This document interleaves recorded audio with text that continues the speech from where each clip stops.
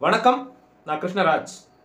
ரொம்ப பழைய வீடியோ ஒன்று, டைமென்ஷன்ஸை பற்றின வீடியோ. டைமென்ஷன்ஸ் பரிமாணங்கள் அப்படிங்கிறத பற்றி பல முறை நம்ம பேசியிருக்கோம். மனித அறிவுக்கோ இல்லை மனித விஞ்ஞானத்துக்கோ இது வரைக்கும் பெரிய அளவில் புலப்படாத ஒரு விஷயங்கள்ல ஒன்று இந்த டைமென்ஷன்ஸ்.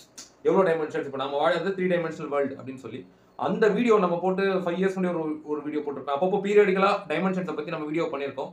அதில் கே குமார் பவானி அப்படிங்கிற ஊர்ல இருந்து ஒரு சப்ஸ்கிரைபர் வந்து ஒரு கமெண்ட் பண்ணியிருக்காரு. அவர் மெயிலே எனக்கு அனுப்பியிருக்காரு. பரிமாணங்களை பற்றி தங்களது கருத்து என்ன? 7 பரிமாணங்கள் உள்ளது என்று படித்திருக்கிறேன். இதை பற்றின கருத்து என்னன்னு கேட்டிருக்காரு.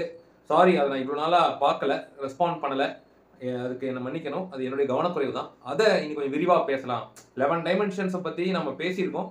அதில் இந்த ப்ராஜெக்ட் ப்ளூ புக் அப்படின்னு சொல்லி அமெரிக்காவினுடைய சிஏ சம்மந்தப்பட்ட சில விஷயங்கள்லாம் பேசியிருக்கோம். அந்த வீடியோ பார்க்காதவங்க போய் பாருங்க. முடிஞ்சா நான் டிஸ்கிரிப்ஷனில் கொடுக்குறேன், இல்லை இந்த எண்டில் வரும் இல்லையா, அதில் பார்க்க கொடுக்குறேன். ஸோ இந்த 11 டைமென்ஷன்ஸ் அப்படிங்கிறத பற்றி கொஞ்சம் விலாவரியாக பேசலாம். ஏன்னா இவர் கேட்டிருக்கிறது வந்து 7 பரிமாணங்கள் பற்றி கேட்டிருக்காரு. மீதி நமக்கு தெரியும், நாம் வந்து முப்பரிமாண உலகத்தில் வாழ்ந்து வருகிறோம் அப்படிங்கிறது. இல்லை, நாம் வாழ்வது 4 பரிமாண உலகத்தில். நம்மால் காலத்தில் பயணிக்க முடியும் என்பதும் பெருந்தகை, அதாவது ஐன்ஸ்டீன் அவருடைய கருத்தாக இருக்கு. ஆனால் ஐன்ஸ்டீனே ஓரம் கட்டிவிட்டு குவாண்டம் பிசிக்ஸ் சொல்வது என்ன அப்படின்னா, மொத்தம் 1, 2 அல்ல 10 பரிமாணங்கள் உள்ளது. அதில் எம் தியரி படி இன்னும் ஒரு பரிமாணம் சேர்த்து 11 பரிமாணங்கள் உள்ளன என்கிறது அறிவியல். அதாவது இதை போசானிக் ஸ்ட்ரிங் தியரி அப்படின்னு ஒன்று இருக்கு. அதன்படி மொத்தம் 26 பரிமாணங்கள் இருக்கு. நல்ல சுத்துதா? ஆனால் விஞ்ஞானிகள் இப்போது இதை மறுத்து, இது ரொம்ப அதிகப்படியான பரிமாணம் என்பது பிரபஞ்சத்தை நிலை இல்லாததாக்கி விடும், அதனால மீண்டும் 11 பரிமாணத்துக்கு நாம் கொண்டு வந்து சேர்க்கும் அப்படிங்கிற ஒரு கருத்தை இங்க நிலவு விட்டுருக்காங்க. இப்போதைக்கு 11 பரிமாணங்கள் அப்படின்றது என்ன அப்படிங்கிறதோட நிறுத்திக்கலாம். 11 பரிமாணங்கள் என்பது அதில் என்னென்ன விஷயங்கள் இருக்கும், என்ன யார் இருப்பார்கள், அதனுடைய தன்மைகள் என்ன, ஒவ்வொன்றா பார்க்கலாம். அதை நான் இங்க சம்மரைஸ் பண்ணியிருக்கேன். நான் அதை உங்களுக்கு சொல்றேன். அதுக்கு முன் சில முன்னுரை தகவல்கள் சொல்லலாம் அப்படிங்கிறது.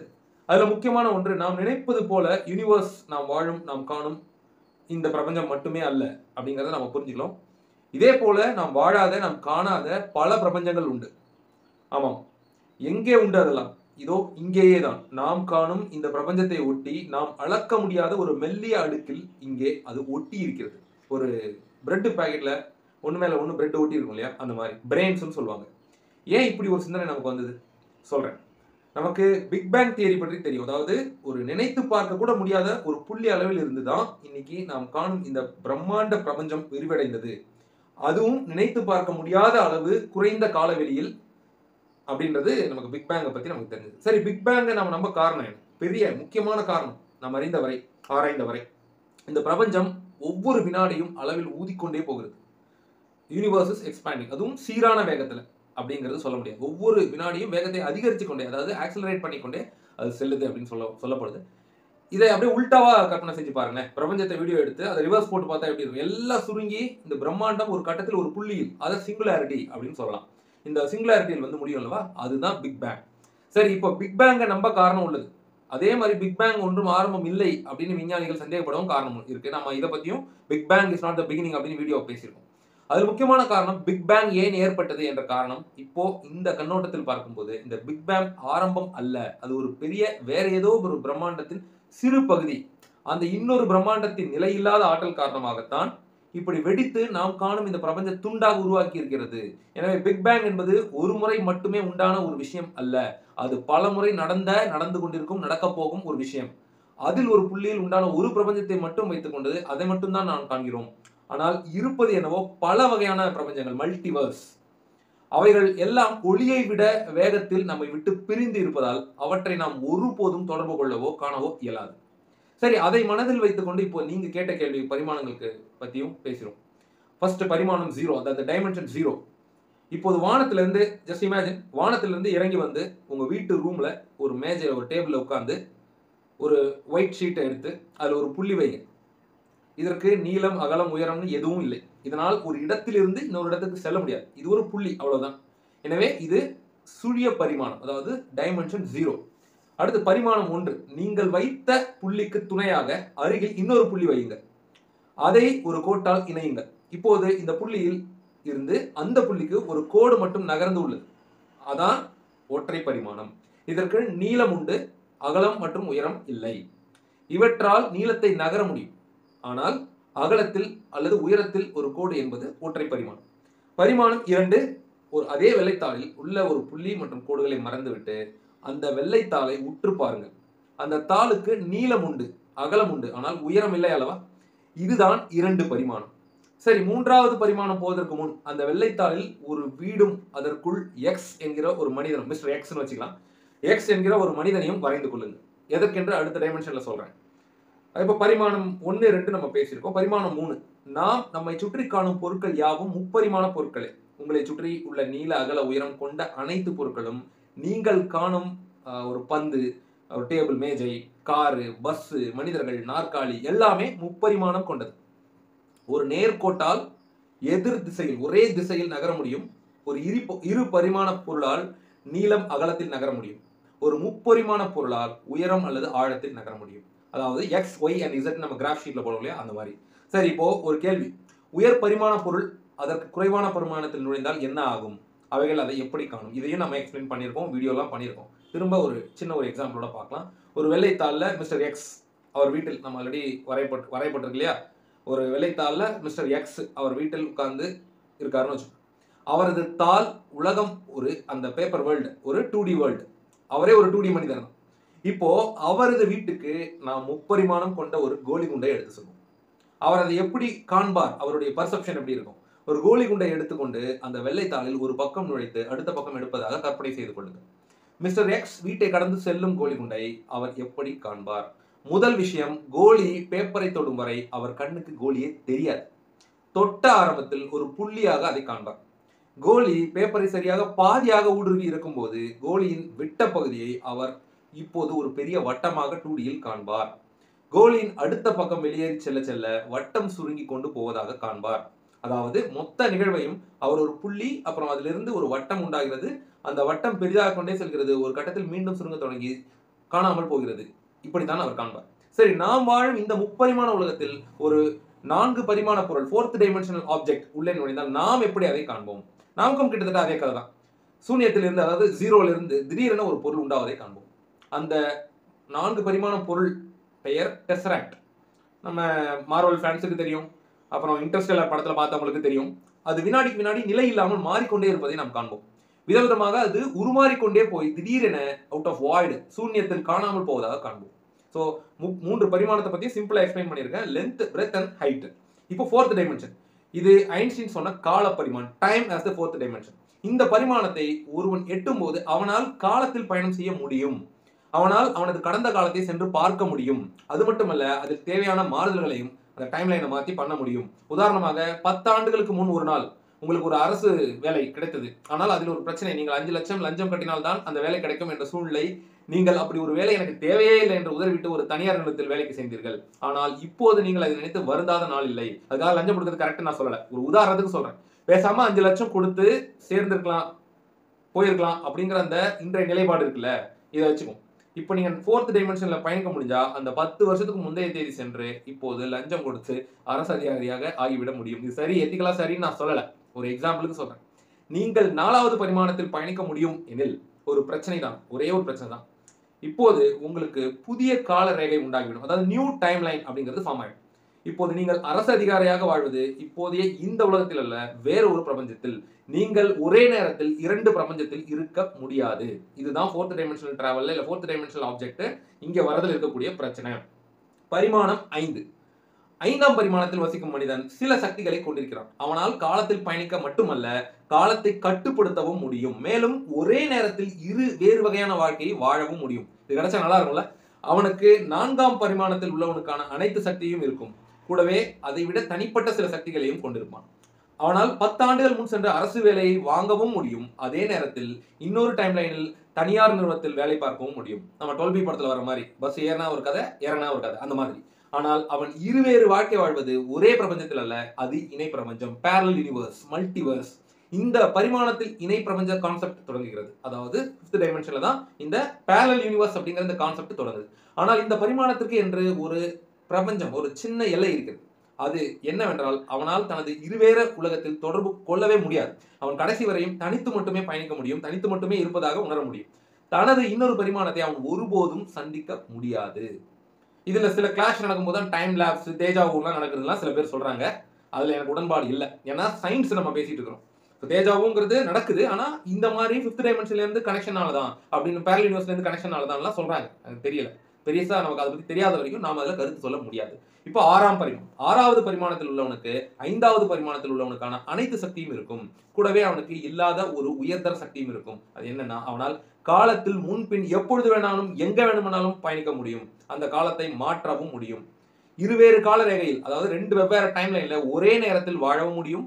அது மட்டுமல்லாமல் தனது இன்னொரு பரிமாணத்தை நேரில் சந்திக்கவும் முடியும். சந்தானம் வந்து டிக்கிலோனா படத்துல சந்திப்பார் இல்லையா? 3 சந்தானம் ஒரே இதுல இருப்பாரு. அது வந்து ஒரு ஃபிக்ஷன் படம், கதை, கமர்ஷியல். பட் சயின்டிஃபிக்கா அதுக்கு ஒரு வாய்ப்பு இருக்குன்னா அது இப்படிதான் இருக்க முடியும். ஒரு டைம்லைனில் இருந்து 5 ஆண்டுகள் முன் மட்டும் பயணித்து தனது திருமணத்தை மாற்றி இன்னொரு கிளை ரேகையில் இன்னொரு வாழ்க்கையை தொடர முடியும். இவனால் எந்த உலகத்திலிருந்து எந்த உலகத்திற்கும் இவனால் எளிதாக கடந்து பயணித்து செல்ல முடியும். ஆனால் இவனை பொறுத்தவரையும் அனைத்து வித பரிமாணம் மற்றும் காலத்திற்கும் ஆரம்ப புள்ளி ஒன்றுதான். அதுதான் பிக் பேங். நான் சொல்றது சயின்ஸ் ஃபிக்ஷன் கதை மாதிரி இருக்கலாம். இப்படிதான் டைமென்ஷன்ஸை சயின்டிஸ்ட் எக்ஸ்பிளைன் பண்ணியிருக்காங்க. அதை தமிழ் படுத்தி நான் உங்களுக்கு சொல்றேன்.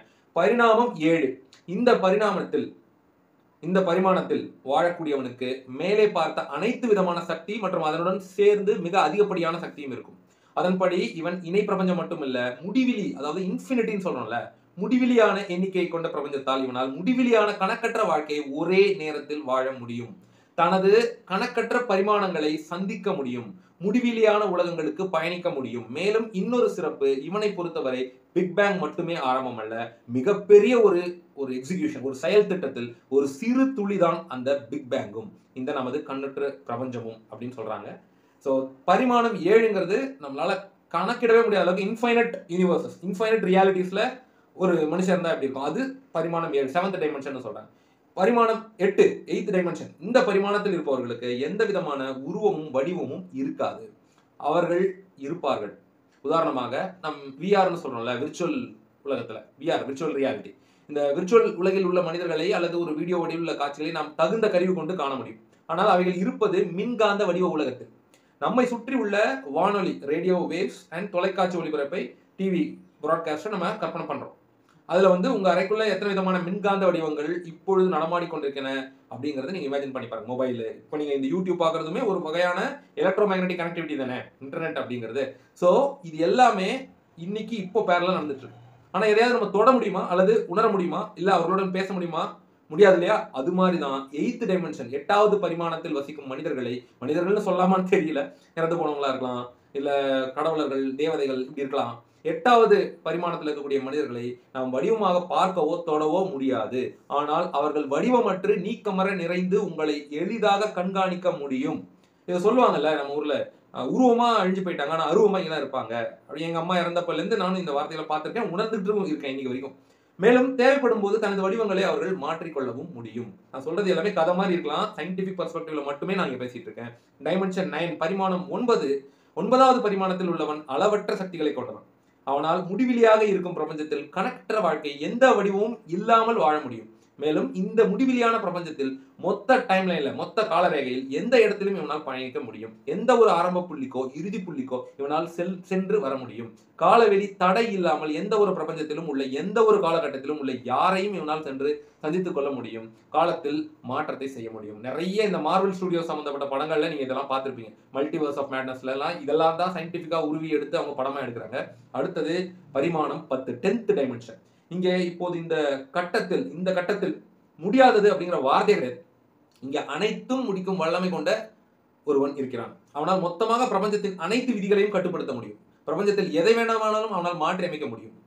மேலும் அவன் கொண்ட சக்திக்கு எல்லை என்று ஏதும் இல்லை. இப்பொழுது அவனை என்னவென்று அழைக்கலாம் என்று சொல்லுங்கள்? கடவுள்.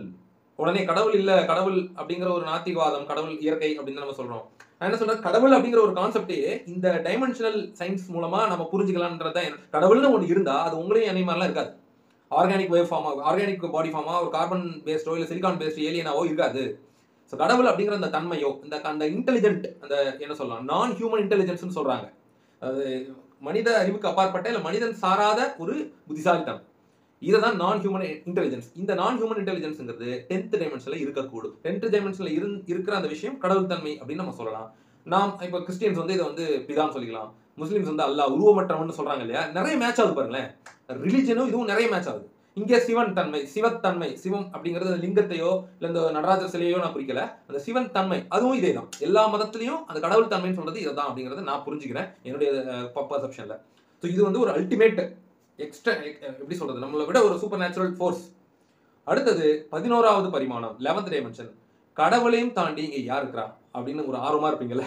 கடவுள்னு சொல்லிட்டாச்சு, கடவுளுக்கு மேல என்ன யாருங்க அப்படின்னு கேட்பாங்க. ஏன்னா மதம் சார்ந்தவங்க இது பார்க்கும்போது கொஞ்சம் கோவம் வரும். கடவுளை தாண்டி ஒன்று இருக்கு அப்படின்னு சொன்னா உங்களை நம்ப முடியுமா? எஸ், கொஞ்சம் ரிலாக்ஸ் பண்ணும். இப்போ ஒரு உதாரணத்துக்கு ஒரு ஒரு திராட்சை கொத்து, ஒரு கிரேப்ஸ் கொத்து எடுத்துங்க. ஒரு நிமிஷம், அதுல ஒரு திராட்சை மட்டும் பிச்சை எடுத்துங்க. இப்போ அந்த ஒரு பழத்தை பல கோடி துண்டுகளாக சிதைத்து ஒரு அணுவை மட்டும் அடையுங்கள். ஒரு ஆட்டம் மட்டும்.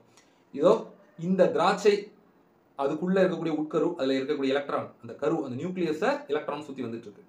சரி, அது நடுவே உள்ள உட்கருவில் புரோட்டான் மற்றும் நியூட்ரான் இருக்கிறது.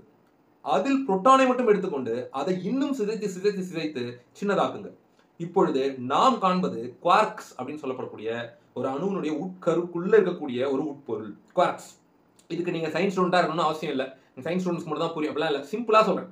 நம்ம பார்க்குற எல்லாமே அணுக்கள் தான். அந்த அணுக்குள்ள இருக்கக்கூடிய எலக்ட்ரான்ஸ், அதுக்குள்ள இருக்கக்கூடிய நியூக்ளியஸ்க்குள்ள இருக்கிற புரோட்டானை உடைச்சு உள்ள இருக்கக்கூடிய குவார்க்ஸை பத்தி நான் பேசிட்டு இருக்கேன். ஒரு அணுவின் அனைத்து துகள்களும் குவார்க்குகளால் ஆனதுதான்.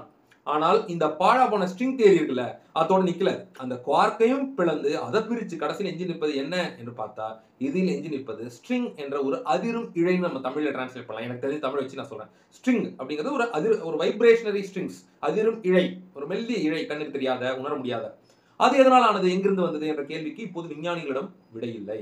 அது அதிர்வால் மட்டுமே ஆனது, அதிர்வாக மட்டுமே உள்ளது. அதன் வடிவமோ நாம் கற்பனையும் பண்ண முடியாத அளவுக்கு மிக மிக மிக சிறியது. எந்த அளவு சிறியது என்றால், ஒரு அணுவை எடுத்துக்கொண்டு இந்த சூரிய குடும்பம் அளவுக்கு பெரிதாக மாற்றினார் அந்த ஸ்ட்ரிங் என்பது சிறிய கார அளவுக்கு காண கிடைக்கும். எனில் அந்த உருவத்தை கற்பனை செய்து பாருங்கள். அந்த ஸ்ட்ரிங் ஒரு ஒற்றை பரிமாண பொருள். நீங்கள் கையில் ஒரு கிட்டாரை வைத்துக் கொண்டிருக்கிறீர்கள் என்று வைத்துக் கொள்வோம். நீங்கள் ஒரு விதமாக கம்பியை மீட்டினால் அது ஒரு விதமான ராகம் வரும். இன்னொரு விதமாக மீட்டினால் இன்னொரு விதமான ராகம் வரும். உங்கள் கிட்டாரின் கம்பிகள் ராகத்தை உண்டாக்குகிறது. அந்த ஸ்ட்ரிங்கின் அதிர்வு நாம் காணும் இந்த மொத்த பிரபஞ்சத்தையுமே உருவாக்குகிறது. ஒரு ஸ்ட்ரிங் ஒரு விதமாக அதிர்வுற்றால் அது நியூட்ரான், இன்னொரு விதமாக அதிர்ந்தால் அது உருவாக்குவது எலக்ட்ரான், இன்னொரு விதமாக அதிர்ந்தால் அது நியூட்ரினோ. இப்படி நாம் காணும் இந்த மொத்த ரியாலிட்டி, மொத்த யூனிவர்ஸ் பிரபஞ்சமும் ஆரம்பம் அந்த ஒற்றை பரிமாணம் கொண்ட ஸ்ட்ரிங் தான்.